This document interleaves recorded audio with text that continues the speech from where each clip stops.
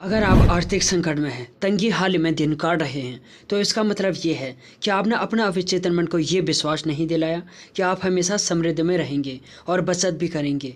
आप ऐसे लोगों को जानते होंगे जो हफ्ते में सिर्फ कुछ ही घंटे काम करते हैं, लेकिन बहुत सारे पैसे कमाते हैं। वो ज़्यादा मेहनत नहीं करते हैं। इस बात पर यकीन ना करें कि दौलतमंद बनने का इकलौता तरीका खून पसीना बहाना और कड़ी मेहनत करना है। ऐसा नहीं है। जीवन का प्रयास रहित तरीका सबसे अच्छा है। वो काम करें जो आपको करना सबसे ज़्यादा पसंद है। दौलत व्यक्ति के अवचेतन के विश्वास से ज़्यादा और कुछ नहीं है। आप ये कहकर लखपति नहीं बन सकते, मैं लखपति हूँ, मैं लखपति हूँ। अपनी मानसिकता में दौलत और समृद्धि के विचार रखकर आप दौलत की चेतना विकसित कर सकते हैं। अधिकांश लोगों के साथ दिक्कत यह है कि उनके पास अदृश्य सहारे नहीं होते हैं। जब बिजनेस कमज़ोर हो जाता है, स्टॉक मार्केट गिरने लगता है या उनके निवेशों में नुकसान होता है, तो वो बेबस नज़र आते हैं। इतनी असुरक्षा का कारण ये है कि वो अवचेतन मन का दोहन करने का तरीका नहीं जानते हैं। वो ये नहीं जानते कि उनके भीतर कभी न खत्म होने वाला भंडार भरा है। गरीबी की मानसिकता वाला व्यक्ति खुद को गरीब परिस्थितियों में पाता है। बहरहाल, जिसका मस्तिष्क दौलत के विचारों से भरा होता है, वो तमाम सुख सुविधाओं में जीता है। ईश्वर ये कभी नहीं चाहता है कि हम गरीबी में दिन काटें। आप दौलत और अपनी ज़रूरत की हर वो चीज़ पा सकते हैं। आप बहुत सारी दौलत पा सकते हैं। आपके शब्दों में इतनी शक्ति है कि वो आपके मस्तिष्क से गलत विचार साफ करके सही विचार भर सकते हैं। दौलत की भावना से दौलत उत्पन्न होती है, ये बात हर वक्त ध्यान रखें। आपका अवचेतन मन किसी बैंक की तरह है, एक तरह की शाश्वत वित्तीय संस्था। ये हर उस चीज़ को बढ़ा देता है जो भी आप इसमें जमा करते हैं या जिसकी भी आप इस पर छाप छोड़ते हैं, भले ही वो दौलत का विचार हो या गरीबी का। हमेशा दौलत को चुनें। आप शायद कह रहे होंगे, मैंने ये काम किया था लेकिन कुछ नहीं हुआ। आपको परिणाम इसलिए नहीं मिला क्योंकि शायद 10 मिनट बाद ही आप डर के विचार में डूब गए थे और आपने उस विचार को नकार दिया था जिसकी आपने घोषणा की थी। जब आप ज़मीन में कोई बीज बोते हैं तो आप उसी दिन बाद में उसे खोदकर वापस नहीं निकालते हैं। आप उसे जड़ें जमाने और बढ़ने का मौका देते हैं। आपके अवचेतन मन में विचारों की कमी नहीं होती है। इसके भीतर असंख्य विचार हैं जो आपके चेतन मन में प्रवाहित होने और असंख्य तरीकों से आपकी जेब में पैसे भरने के लिए तैयार है। ये प्रक्रिया आपके दिमाग में चलती रहती है। मैं जिस बात पर जोर देना चाहता हूँ वो ये है कि अगर आपने अपने अवचेतन मन को विश्वास दिला दिया कि दौलत आपकी जेब में है और ये आपके जीवन में हमेशा प्रवाहित होती रहेगी, तो हमेशा और अंततः ये आपको मिल ही जाएगी। चाहे किसी न किसी रूप में मिले, लेकिन ज़रूर मिलेगी। तंगी में दिन गुजारने का असली कारण। कई लोग ये दावा करते हैं कि वो तंगी में दिन गुजार रहे हैं और महीने का खर्चा चलाने के लिए संघर्ष कर रहे हैं। उन्हें अपने खर्चे पूरे करने के लिए बहुत जूझना पड़ता है। क्या आपने कभी उनकी बातचीत सुनी? वो लगातार उन लोगों की निंदा करते हैं जो जीवन में सफल हुए हैं और जिन्होंने अपने सर भीड़ से ऊपर उठाए हैं। कई मामलों में उनकी बातचीत इस तरह से चलती है, ओह वो आदमी तो बदमाश है, क्रूर है, वो तो धूर्त है। इसीलिए उनके पास पैसों की कमी रहती है। वो लगातार उसी चीज़ की निंदा कर रहे हैं जिसे वो चाहते हैं। वो अपने से अधिक दौलतमंद सहयोगियों की आलोचना इसलिए करते हैं क्योंकि वो उनकी समृद्धि से जलते हैं। दौलत को दूर भगाने का सबसे तीव्र तरीका अपने से ज़्यादा दौलतमंद लोगों की आलोचना और निंदा करना है। एक भावना बहुत से लोगों के जीवन में दौलत की कमी का कारण है। अधिकांश लोग इससे मुश्किल तरीके से सीखते हैं। ये भावना है ईर्ष्या का। उदाहरण के लिए, अगर आप अपने किसी कॉम्पिटिटर को बैंक में बहुत सारे पैसे जमा करते देखें जबकि आपके पास जमा करने के लिए छोटी राशि है, तो क्या इससे आपको जलन होती है? इस भाव से उबरने का तरीका खुद से ये कहना है, कितनी अच्छी बात है, मुझे उस व्यक्ति की समृद्धि पर खुशी होती है, मैं चाहता हूँ कि वो व्यक्ति और अधिक दौलत कमाए। ईर्ष्या के विचार विध्वंसक होते हैं क्योंकि वो आपको नकारात्मक स्थिति में रखते हैं। इसीलिए दौलत आपके पास आने के बजाय आपसे दूर भाग जाती है।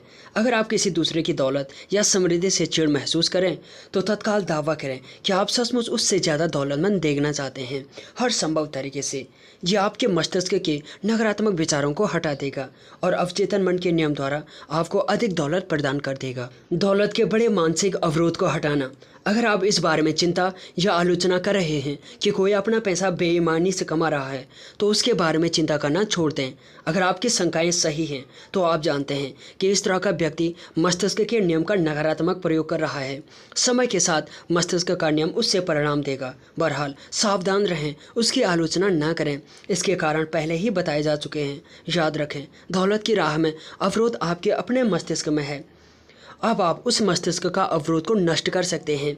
इससे आप हर एक के साथ अच्छे मानसिक संबंध भी बना सकते हैं। सोए जाएं और अमीर बनें। रात को सोने जाते समय इस तकनीक का अभ्यास करें। दौलत शब्द को शांति, सरलता और भावना से दोहराएं। ऐसा बार बार करें, किसी लॉटरी की तरह। दौलत शब्द बोलते समय सोएं। आप परिणाम देकर हैरान रह जाएंगे। दौलत बड़े हिमखंडों की तरह आपकी ओर प्रवाहित होगी। यह आपके अवचेतन मन की जादुई शक्ति की एक और मिसाल है। अपने मन की शक्तियों का लाभ लें। सरलता से दौलतमंद बनने का फैसला करें। अपने अवचेतन की अचूक सहायता से अमीर बनें। खून पसीने और कड़ी मेहनत से दौलत इकट्ठी करने की कोशिश करना कब्र में सबसे अमीर आदमी बनना है। आपको कड़ी मेहनत करने की कोई ज़रूरत नहीं है। दौलत अवचेतन विश्वास है। आपकी मानसिकता में दौलत का विचार बनाएं। ज़्यादातर लोगों के साथ दिक्कत ये है कि उनके पास अदृश्य सहारे नहीं हैं। सोने से पहले 5 मिनट तक दौलत शब्द धीरे धीरे और शांति से दोहराएं। ऐसा करने पर आपका अवचेतन मन आपके जीवन में दौलत ले आएगा। दौलत की भावना से दौलत पैदा होती है, इससे हमेशा याद रखें। चेतन और अवचेतन दोनों ही मन सहमत होने चाहिए। आपका अवचेतन उस चीज़ को स्वीकार करता है जिससे आप सच मानते हैं। आपका अवचेतन मन हमेशा प्रबल विचारों को स्वीकार करता है। आपका प्रबल विचार गरीबी नहीं, अमीरी होना चाहिए। आप ये घोषणा करके दौलत के बारे में किसी भी मानसिक संघर्ष से उबर सकते हैं। दिन रात मैं अपनी सभी रुचियों में अमीर बन रहा हूँ। इस वाक्य को दोहराकर अपनी बिक्री बढ़ाएं। मेरी बिक्री हर दिन बढ़ रही है। मैं हर दिन तरक्की कर रहा हूँ और हर दिन ज़्यादा दौलतमंद बन रहा हूँ। दौलत का सच्चा स्रोत आपके विचार हैं। आपके एक विचार का मूल्य लाखों डॉलर भी हो सकता है। आपका अवचेतन मन आपको आपका चाहा गया विचार दे देगा। ईर्ष्या और जलन दौलत के प्रवाह में अवरोध हैं। दूसरों की समृद्धि पर खुश हों। दौलत का अवरोध आपके अपने मस्तिष्क में है। सभी के साथ अच्छे मानसिक संबंध बनाकर उस अवरोध को इसी समय नष्ट कर दें। आपको अमीर बनने का पूरा हक है। आप इस दुनिया में समृद्ध जीवन जीने, खुश, स्वस्थ और आज़ाद रहने के लिए आए हैं। इसीलिए आपके पास उतना पैसा होना चाहिए जितने की ज़रूरत आपको पूर्ण सुखी और समृद्ध जीवन जीने के लिए होगी। जब आप अपने अवचेतन की मदद से अमीरी का आनंद ले सकते हैं तो फिर तंगी में क्यों रहा जाए। इस अध्याय में आप पैसों से दोस्ती करना सीखेंगे। जब आप ऐसा कर लेते हैं तो आपके पास अपनी ज़रूरत का सारा पैसा और ज़रूरत से ज़्यादा भी होगा। अमीर बनने की अपनी इच्छा के बारे में किसी की भी बातों से शंका या शर्मिंदा महसूस करने की कोई ज़रूरत नहीं है। गहनतम स्तर पर यह इच्छा पूर्ण, खुश और अद्भुत जीवन जीने की है। ये पूरे ब्रह्मांड की इच्छा है। न सिर्फ इच्छा बल्कि बहुत अच्छी इच्छा है। धन के प्रतीक सदियों से रूप बदलते रहे हैं। आपके विचार में आने वाली लगभग हर चीज़ ने इतिहास में किसी न किसी समय और किसी न किसी जगह धन का काम किया है। जाहिर सी बात है, सोना और चांदी भी धन का ही रूप थे, लेकिन नमक जैसे कई सस्ती चीज़ें भी थी। प्राचीन काल में लोगों की दौलत अक्सर उनकी भेड़ों और बैलों से आंकी जाती थी। अब हम मुद्रा और अन्य आसान साधनों का प्रयोग करते हैं। इसका कारण स्पष्ट है। बिल चुकाने के लिए अपने साथ कुछ भेड़ों को लेकर चलाने के बजाय चेक लिखना ज़्यादा सुविधाजनक है। अमीरी की शाही राह पर कैसे चलें। जब आप अपने अवचेतन मन की शक्तियों को समझ लेते हैं तो आपके पास आध्यात्मिक, मानसिक और वित्तीय सभी तरह की अमीरी की शाही राह का नक्शा मिल जाता है। जिसने भी मस्तिष्क के नियमों को सीख लिया है वो निश्चित रूप से जानता है और मानता है कि उससे कभी भी किसी भी चीज़ की कमी नहीं पड़ेगी। इसका कारण ये है कि उसने दौलत का विचार अपने अवचेतन मन तक पहुंचा दिया है। परिणाम स्वरूप उसका मन उसे दौलत देता रहेगा, चाहे वो जहां भी रहे। उस व्यक्ति ने अपने मस्तिष्क को यह विश्वास दिला दिया है कि धन उसके जीवन में प्रवाहित हो रहा है और उसके पास हमेशा ज़रूरत से ज़्यादा पैसे रहेंगे। जैसा वो आदेश देता है वैसा ही होगा। अगर कल को वो वित्तीय रूप से तबाह भी हो जाए और उसके पास की हर एक चीज़ मूल्यहीन हो जाए, तब भी वो दौलत को आकर्षित करेगा। वो संकट से आराम से उबर जाएगा। यही नहीं, वो उससे लाभ भी उठा लेगा। आपके पास अधिक पैसे क्यों नहीं हैं? इस वीडियो को सुनते समय शायद आप सोच रहे होंगे कि मैं ज़्यादा आमदनी का हकदार हूँ। मेरी राय में ये अधिकांश लोगों के बारे में बिल्कुल सही है। वो सचमुच ज़्यादा आमदनी के हकदार होते हैं, लेकिन उन्हें ये मिलता नहीं है। इन लोगों के पास अधिक पैसे नहीं होने का एक महत्वपूर्ण कारण ये है कि वो मन ही मन या खुलकर इसकी निंदा करते हैं। वो धन को गंदा कहते हैं या मानते हैं। वो अपने बच्चों और दोस्तों से कहते हैं कि धन का प्रेम ही सारी बुराइयों की जड़ है। उनके दौलतमंद न बन पाने का एक मुख्य कारण ये भी है कि उनके अवचेतन मन में कहीं न कहीं ये भाव छिपा होता है कि गरीबी में कोई खास गुण है। हो सकता है कि ये अवचेतन मन का भाव बचपन की नसीहत या फिर धर्म ग्रंथों के गलत विश्लेषण के कारण आ गया हो। अगर आप सिर्फ धन पर पूरा ध्यान लगाते हैं और कहते हैं मैं सिर्फ धन चाहता हूँ, मैं अपना पूरा ध्यान धन संग्रह पर केंद्रित करूँगा, बाकी किसी चीज़ का कोई महत्व नहीं है, तो हो सकता है कि आप धन कमा लें और ढेर सारा जमा भी कर लें, लेकिन आप इसकी कितनी बड़ी कीमत चुकाएंगे शायद आप भूल चुके हैं कि आप दुनिया में संतुलित जीवन जीने के लिए आए हैं। आपको मानसिक शांति, सद्भाव, प्रेम, सुखी और संपूर्ण स्वास्थ्य की आवश्यकता को भी संतुष्ट करना चाहिए। धन को एकमात्र लक्ष्य बनाकर आप गलत चुनाव करते हैं। हो सकता है आप सोचें कि आप सिर्फ धन ही चाहते हैं, लेकिन तमाम कोशिशों के बाद भी आप पाते हैं कि आपको सिर्फ धन की ही ज़रूरत नहीं रहती है। किसी ने भी मृत्युशैया पर यह इच्छा व्यक्त नहीं की कि काश उसने पैसे कमाने में ज़्यादा समय लगाया होता। गरीबी एक मानसिक रोग है। गरीबी में कोई गुण नहीं है, यह किसी अन्य मानसिक रोग की तरह है।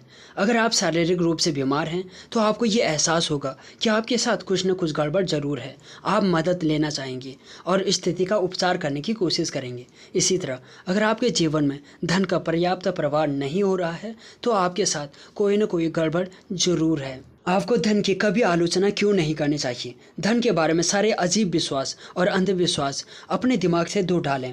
कभी भी धन को बुरा या गंदा ना मानें। ऐसा करने पर यह पंख लगाकर आपसे दूर उड़ जाएगा। याद रखें, आप जिसकी बुराई करते हैं उसे खो देते हैं, आप जिसकी आलोचना करते हैं उसे आकर्षित नहीं कर सकते। धन के प्रति सही नजरिया अपनाना। यहाँ एक आसान तकनीक दी जा रही है जिसका प्रयोग आप अपने जीवन में धन को कई गुना करने के लिए कर सकते हैं। दिन में कई बार ये वाक्य दोहराएं, मुझे धन पसंद है, मैं इससे प्रेम करता हूँ, मैं इसकी समझदारी से, सृजनात्मक तरीके से और न्यायपूर्ण तरीके से प्रयोग करता हूँ। मेरे जीवन में धन का लगातार प्रवाह हो रहा है, मैं खुशी से इससे मुक्त करता हूँ और ये अद्भुत तरीके से कई गुना होकर मेरे पास लौटता है। ये अच्छा है, बहुत अच्छा है। धन बहुत बड़ी मात्रा में मेरी तरफ प्रवाहित हो रहा है। मैं इसका प्रयोग सिर्फ भलाई के लिए करता हूँ। मैं अपने आर्थिक समृद्धि और मानसिक दौलत के लिए कृतज्ञ हूँ। मान लें आप सोने, चांदी, जस्ते, तांबे या लोहे की समृद्ध खान खोज लेते हैं। क्या आप ये ऐलान करेंगे कि ये चीज़ें बुरी हैं? जाहिर सी बात है, नहीं। सारी बुराई इंसानों की अंधकारमय समझ, अज्ञान, जीवन के झूठे विश्लेषण और अवचेतन मन के दुरुपयोग के कारण पैदा होती है। कुछ लोगों की तनख्वाह क्यों नहीं बढ़ती है? मान लीजिए आप किसी बड़ी कंपनी में काम करते हैं। आपको लगता है कि आपको कम तनख्वाह मिलती है। आप इस बात से चिढ़ते हैं कि आपके बॉस आपको कम महत्व देते हैं। आप लगातार सोचते हैं कि आप ज़्यादा तनख्वाह और महत्व के हकदार हैं। अपने बॉस के प्रति मानसिक विरोध रखकर आप अवचेतन रूप से उस कंपनी से अपने बंधन तोड़ रहे हैं। आप एक प्रक्रिया शुरू कर रहे हैं। नतीजा ये होगा कि एक दिन आपका बॉस आपसे कहेगा हमें आपको निकालना पड़ेगा। सच तो ये है कि एक तरह से आपने ही खुद को निकलवाया है। आपका बॉस तो सिर्फ एक साधन के रूप में काम कर रहा है जिससे आपकी ही नकारात्मक मानसिक अवस्था की पुष्टि हुई है। ये प्रक्रिया और प्रतिक्रिया के नियम का एक उदाहरण मात्र है। क्रिया आपका विचार है और प्रतिक्रिया आपके अवचेतन मन की है। अमीरी की राह पर आगे बढ़ने के पायदान। ये दावा करने का साहस जुटाएं कि आपको अमीर बनने का हक है। आपका अवचेतन मन आपके दावे को हकीकत में बदल देगा। आप जैसे तैसे गुजारा नहीं करना चाहते हैं। आप इतना सारा पैसा कमाना चाहते हैं ताकि आप जब चाहे तब अपने मन चाहे चीज़ें खरीद सके और अपना अवचेतन मन की दौलत को पहचानें। धन को भगवान ना बनाएं, ये सिर्फ एक प्रतीक है। याद रखें, सच्ची दौलत आपके दिमाग में है। आप संतुलित जीवन जीने के लिए आए हैं। इसमें अपनी ज़रूरत का सारा धन हासिल करना शामिल है। धन को एकमात्र लक्ष्य ना बनाएं। दौलत, खुशी, शांति, सच्ची अभिव्यक्ति और प्रेम का दावा करें। सबके प्रति प्रेम और सद्भाव रखें। फिर आपका अवचेतन मन इन सभी क्षेत्रों में आपको चक्रवृद्धि ब्याज देगा। गरीबी में कोई गुण नहीं है, ये मानसिक रोग है। आपको इस मानसिक संघर्ष या बीमारी का तत्काल इलाज करना चाहिए। बिना कुछ दिए कुछ भी पाने की कोशिश छोड़ दें। मुफ्त लंच जैसी कोई भी चीज़ नहीं होती है। आपको कुछ पाने के लिए कुछ देना होगा। अगर आप अपने लक्ष्यों, आदर्शों और कामों पर मानसिक ध्यान देंगे तो आपका अवचेतन मन हमेशा आपका साथ देगा। दौलत की कुंजी अवचेतन मन के नियमों को लागू करना और इसमें दौलत के विचार का बीज बोना है। सफलता की अति महत्वपूर्ण पहली पायदान उस काम का पता लगाना और करना है जिससे आप प्रेम करते हैं। जब तक आप अपने काम से प्रेम नहीं करते तब तक संभवतः आप उसमें खुद को सफल नहीं मानेंगे, भले ही दुनिया आपको बहुत सफल कहती रहे। काम से प्रेम होने पर आपके मन में उसे करने की गहरी इच्छा होती है। लेकिन हो सकता है ये शब्द पढ़कर आप ये सोचने लगें कि मैं पहला कदम नहीं उठा सकता क्योंकि मैं यही नहीं जानता कि मैं क्या करना चाहता हूँ। मुझे यही नहीं पता कि मैं किस काम से प्रेम करता हूँ। मैं कोई क्षेत्र कैसे चुन सकता हूँ जिससे मैं प्रेम करूँ। अगर आपकी स्थिति भी यही है तो मार्गदर्शन के लिए इस तरह प्रार्थना करें, मेरे अवचेतन मन की असीमित बुद्धिमत्ता जीवन में मेरी सच्ची जगह मेरे सामने प्रकट कर रही है। जो सबसे महान है उससे सेवक बनना होगा। इस मानसिक नजरिए और उस व्यक्ति के नजरिए में बहुत बड़ा विरोधाभास है, जो जैसे तैसे आजीविका कमाना चाहता है।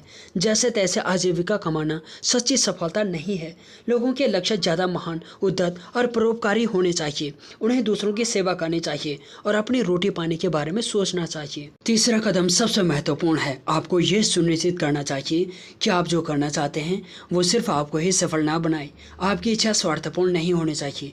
इससे मानवता को लाभ होना चाहिए, सर्किट पूरा होना चाहिए। दूसरे शब्दों में, आपका उद्देश्य दुनिया की सेवा या लाभ पहुंचाना होना चाहिए। अगर आप सिर्फ अपने ही लाभ के लिए काम करते हैं तो आप इस अनिवार्य सर्किट को पूरा नहीं करते हैं। हो सकता है कि आप सफल नजर आएं, लेकिन आपने अपने जीवन में जो शॉर्ट सर्किट किया है वो आगे चलकर सीमा या बीमारी की ओर ले जा सकता है। सच्ची सफलता का पैमाना हो सकता है इस मोड़ पर आप सोच रहे हो, उस आदमी के बारे में क्या जिसके बारे में मैंने टीवी पर अभी खबर देखी।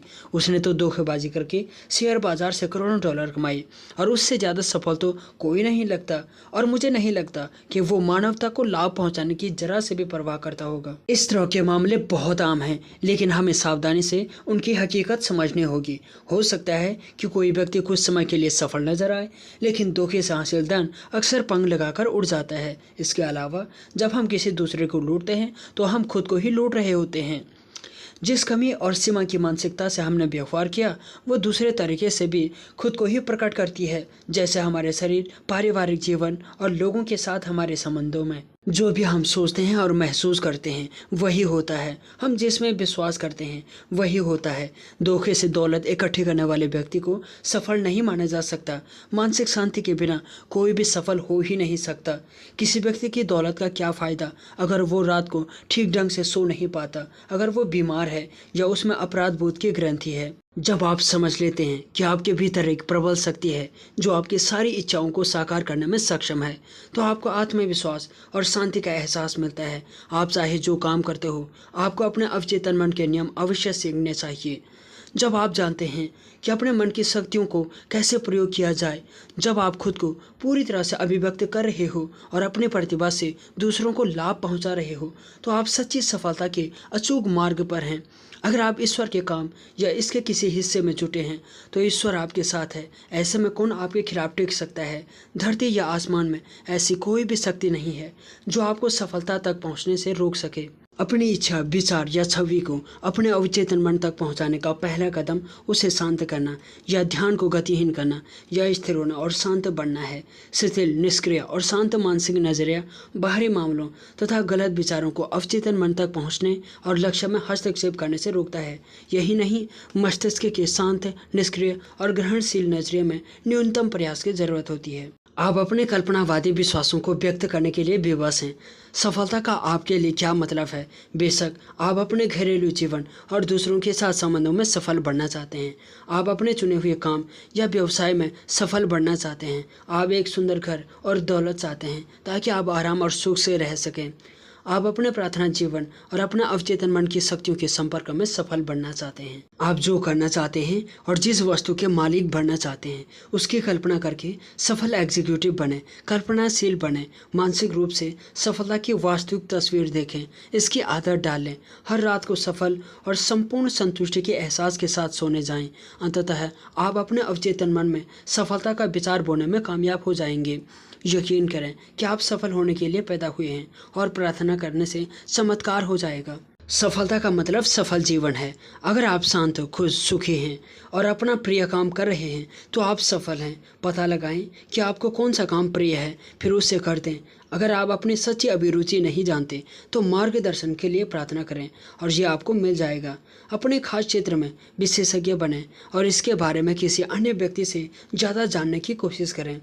सफल व्यक्ति स्वार्थी नहीं होते हैं। जीवन में उनकी प्रमुख इच्छा मानवता की सेवा है। मानसिक शांति के बिना कोई सफल हो ही नहीं सकता।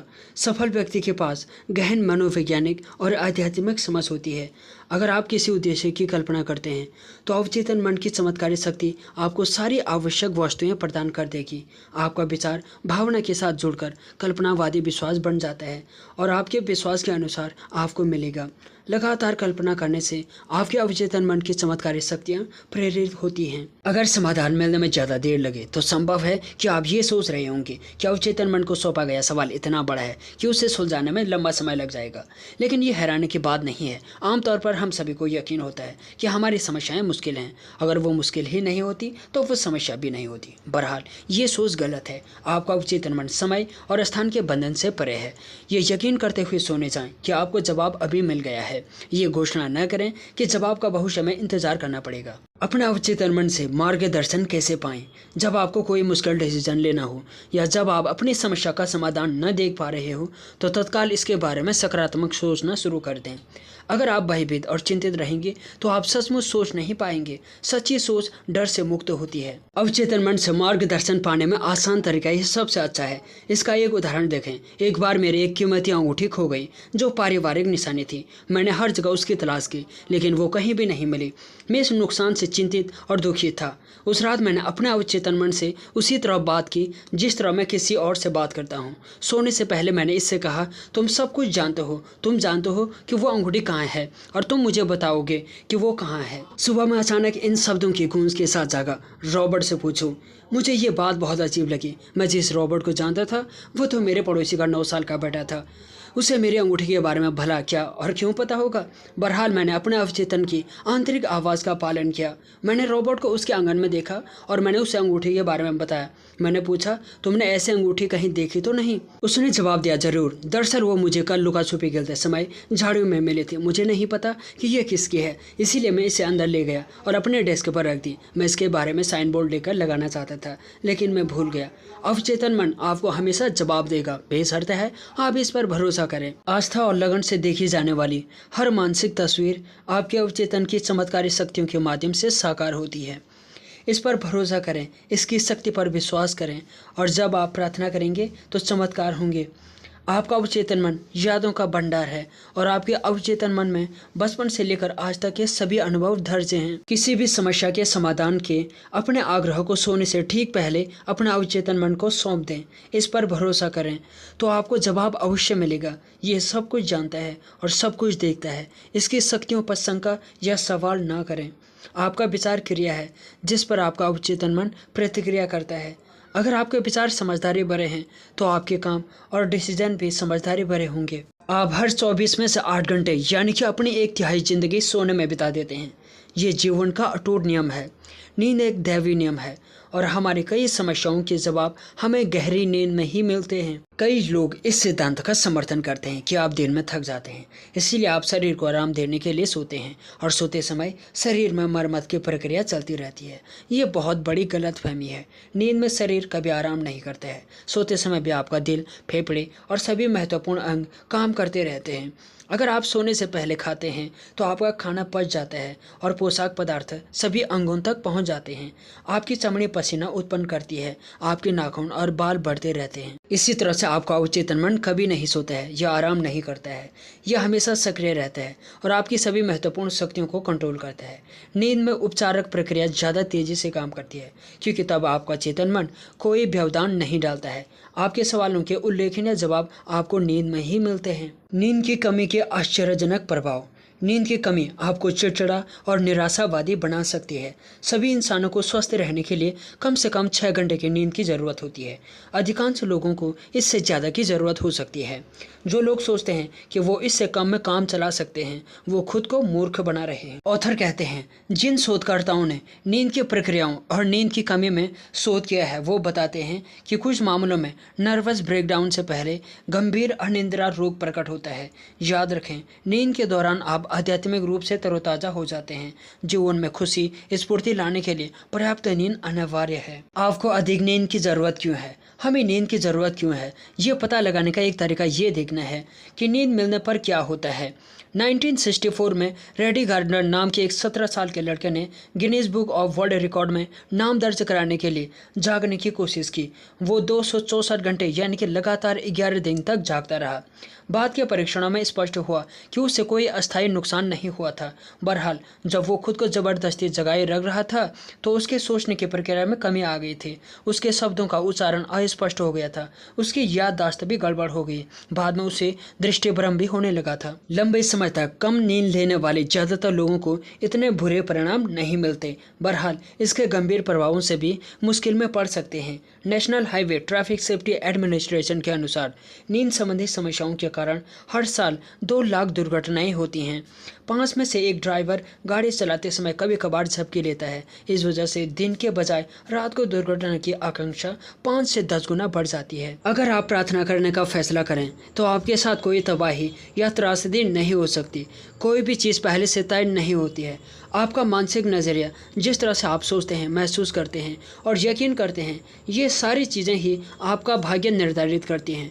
वैज्ञानिक प्रार्थना द्वारा आप अपने भविष्य को ढाल सकते हैं, आकार दे सकते हैं और बना सकते हैं। इंसान जैसा बोएगा वैसा ही उसे काटना पड़ेगा। अगर आप चिंतित हो कि आप सही समय पर नहीं उठ पाएंगे तो सोने से पहले अपने अवचेतन मन को वो सटीक समय बता दें जब आप उठना चाहते हैं। वो आपको उठा देगा। इसे किसी घड़ी की ज़रूरत नहीं है। सभी समस्याओं के लिए ऐसा ही करें। आपके अवचेतन मन के लिए कोई भी काम मुश्किल नहीं है। आपका अवचेतन मन कभी नहीं सोता है। यह हमेशा काम करता रहता है।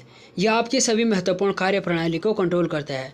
खुद को और बाकी सबको माफ़ कर दें। सोने से पहले और जागने के ठीक बाद उपचार ज़्यादा तेज़ी से होगा। सोते समय आपको मार्गदर्शन दिया जाता है जो कई बार सपने में मिलता है। उपचारक प्रवाह भी मुक्त होता है जिससे आप सुबह स्फूर्ति और ताजगी महसूस करते हैं। आपको खुशी चुननी होगी। खुशी एक मानसिक अवस्था है। बाइबल में एक वाक्य है, इस दिन आप चुनें कि आप किसकी सेवा करेंगे। आपके पास खुशी चुनने की स्वतंत्रता है। यह बहुत आसान दिखता है और ये है भी। शायद इसीलिए लोग खुशी की राह पर लड़खड़ा जाते हैं। वो खुशी की सादगी भरी कुंजी को देख नहीं पाते हैं। आप में खुश रहने की इच्छा होनी चाहिए। खुश रहने के बारे में आपको एक महत्वपूर्ण बात याद रखनी चाहिए। आपके मन में खुश होने की सच्ची इच्छा होनी चाहिए।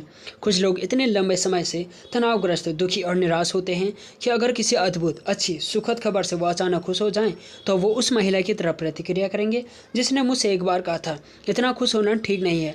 वो अपनी पुरानी मानसिक संरचना के इतने आदी हो चुके हैं कि उन्हें खुशी सहज महसूस नहीं होती है। वो अपनी जानी पहचानी तनावग्रस्त दुखी अवस्था में लौटने के लिए बेताब रहते हैं। दौलत अपने आप में आपको सुखी नहीं बना सकता। दूसरी ओर ये सुख में बाधक भी नहीं बनती है। आज कई लोग चीज़ें खरीदकर सुख पाने की कोशिश करते हैं, जैसे बेहतरीन टेलीविज़न, कार, महंगे डिजाइनर कपड़े, फार्म हाउस, लेकिन सुख इस तरह से खरीदा या पाया नहीं जा सकता। सुख का साम्राज्य आपके विचार और भावना में है। बहुत सारे लोग सोचते हैं कि सुख उत्पन्न करने के लिए किसी घटना की ज़रूरत होती है। कुछ लोग कहते हैं अगर मैं मेयर बन जाऊं या कॉर्पोरेशन सीईओ बन जाऊं या अखबार के फ्रंट पेज पर मेरी फ़ोटो छप जाए तो मैं सुखी हो जाऊंगा। ऐसा बिल्कुल भी नहीं है। सच तो ये है कि खुशी एक मानसिक और आध्यात्मिक अवस्था है। प्रमोशन या बाहरी सम्मान खुशी नहीं दे सकते। आपकी शक्ति, खुशी और सुख तो इस बात में निहित है कि आप अवचेतन मन में निवास करने वाले दैवी विधान या सही कर्म के नियम का पता लगा लें और इन सिद्धांतों को अपने जीवन के सभी क्षेत्रों में लागू करें। आपके भीतर जबरदस्त शक्ति, जब आप इस शक्ति में परम विश्वास करने लगेंगे तो आप सुखी हो जाएंगे। तब आप अपने सपनों को साकार कर पाएंगे। आप अपने अवचेतन मन की अद्भुत शक्ति द्वारा किसी भी पराजय पर विजय पा सकते हैं और किसी भी मनोकामना को पूरा कर सकते हैं। यही इस वाक्य का मतलब है। जो व्यक्ति ईश्वर में भरोसा रखता है वही सुखी होता है। जब आप सुबह अपनी आंखें खोलें तो खुद से कहें, आज मैं खुशी चुनता हूँ, आज मैं सफलता का चुनाव करता हूँ, आज मैं सही काम करने का चुनाव करता हूँ, मैं आज सभी के लिए प्रेम और सद्भावना का चुनाव करता हूँ, आज मैं शांति का चुनाव करता हूँ। इस सकारात्मक घोषणा में जीवंतता, प्रेम और दिलचस्पी भरेंगे तो आपको खुशी जरूर मिलेगी। आपके मन में खुश रहने की सच्ची इच्छा होनी चाहिए। बिना इच्छा के कुछ भी हासिल नहीं होता। इच्छा कल्पना और आस्था के पंखों के साथ की गई कामना है। अपनी इच्छा के साकार होने की कल्पना करें, इसकी वास्तविकता महसूस करें और ये साकार हो जाएगी। खुशी प्रार्थना के जवाब में मिलती है। लगातार डर, चिंता, गुस्से, नफरत और असफलता के विचारों को सोचकर आप निराशा और दुखी बन जाएंगे। याद रखें, आपकी ज़िंदगी वैसी ही है जैसा आपके विचार इससे बनाते हैं। आप दुनिया के सारे पैसों से भी खुशी नहीं खरीद सकते। कुछ करोड़पति खुश हैं तो कुछ दुख हैं। जिन लोगों के पास बहुत कम दौलत है उनमें से कुछ खुश हैं और कुछ दुखी हैं। कुछ विवाहित लोग खुश हैं और कुछ दुखी हैं। कुछ अविवाहित लोग खुश हैं, कुछ दुखी हैं। खुशी का साम्राज्य आपके विचार और भावना में है। खुशी शांत मस्तिष्क की फसल है। अपने विचारों का लंगर शांति, संतुलन, सुरक्षा और दैवीय मार्गदर्शन पर बांधें। आपका मस्तिष्क खुशी उत्पन्न कर देगा। आपकी खुशी में कोई बाधा नहीं है। बाहरी चीज़ें कारण नहीं हैं, वो कारण नहीं बल्कि परिणाम हैं। अपने भीतर के एकमात्र रचनात्मक सिद्धांत से प्रेरणा लें। आपका विचार कारण है और नया कारण एक नया परिणाम उत्पन्न करता है। खुशी का चुनाव करें। सबसे सुखी व्यक्ति वो है जो अपने भीतर के सबसे ऊंचे और अच्छे स्वरूप को बाहर लाता है। ईश्वर सबसे ऊंचा तथा सबसे अच्छा है और आपके भीतर ईश्वर का साम्राज्य है। जैसा आप चाहते हो कि लोग आपके बारे में सोचें, वैसा ही आप उनके बारे में सोचें। जैसा आप चाहते हो कि लोग आपके बारे में महसूस करें, वैसा ही आप भी उनके बारे में महसूस करें।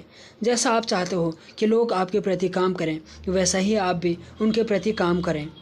नकारात्मक भावना विनाशकारी हैं, ये जहर खाने की तरह हैं। आप जो नकारात्मक ऊर्जा उत्पन्न कर रहे हैं वो आपकी स्फूर्ति, उत्साह, शक्ति, मार्गदर्शन और सद्भावना को कम कर देती है।